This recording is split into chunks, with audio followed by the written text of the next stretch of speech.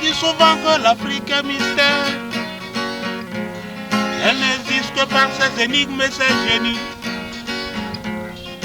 On dit aussi qu'elle a des talents et des richesses, ça c'est vrai.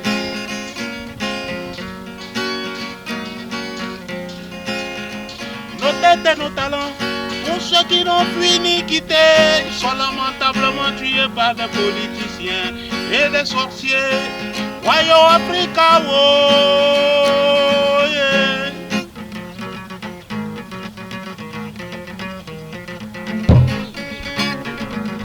Ok, Africa. Oui, voilà, Max, bonjour. Bonjour. Comment vous allez? Ça va, ça va. Voilà, vous êtes artiste togolais et dans la chanson que vous venez de jouer maintenant, vous parlez de l'Afrique, que les gens tuent les talents de l'Afrique. Pourquoi avoir choisi le titre Afrique? J'ai choisi Africa pour beaucoup de choses. C'est profond, Africa. Ce n'est qu'une chanson, ça ne fait que 3 minutes. Et dans 3 minutes, ce n'est pas un roman, je ne pourrais pas tout décrire. Mais je vais résumer. C'est que l'Afrique a un sérieux problème, alors qu'au même moment, nous avons des solutions. Parce que les pères fondateurs de l'indépendance ont compris ce système et ont commencé déjà à trouver la solution.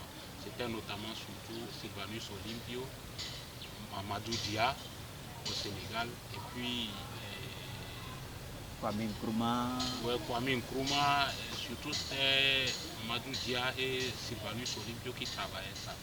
En réalité, le problème c'est quoi? Qu'est-ce qui se passe? De quoi l'homme a besoin généralement? C'est la vie en général. Tout le monde, quel que soit le travail que tu fais, tu as besoin d'un logement pour dormir, trouver de quoi manger et se soigner quand on est malade. Par là que Sylvanus Olympio avait commencé déjà avec la construction d'un habitat pour tout le monde, et au même moment il y avait quoi? L'hôpital à côté. Toute l'Afrique doit se résumer à ça.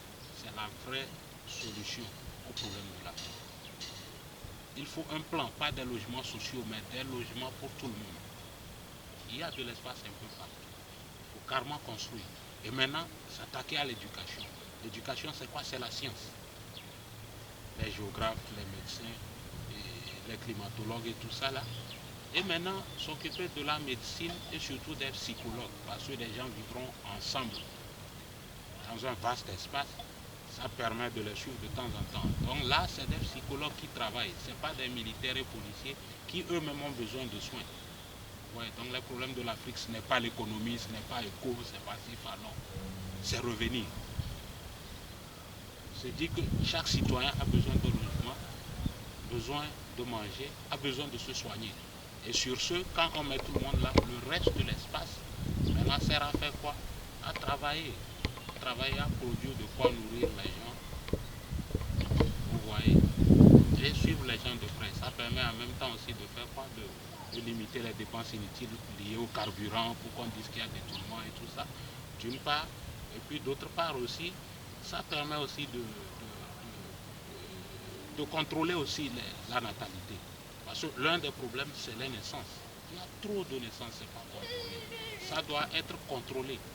Si on peut juste contrôler la natalité, c'est tout le problème de l'Afrique. Voilà, aujourd'hui, vous chantez Afrique.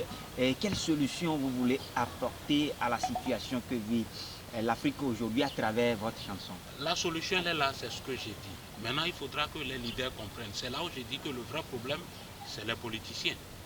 C'est les politiciens.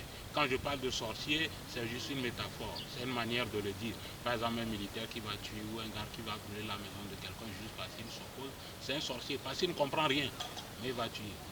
Le politicien, eux, ils doivent allumer leur cerveau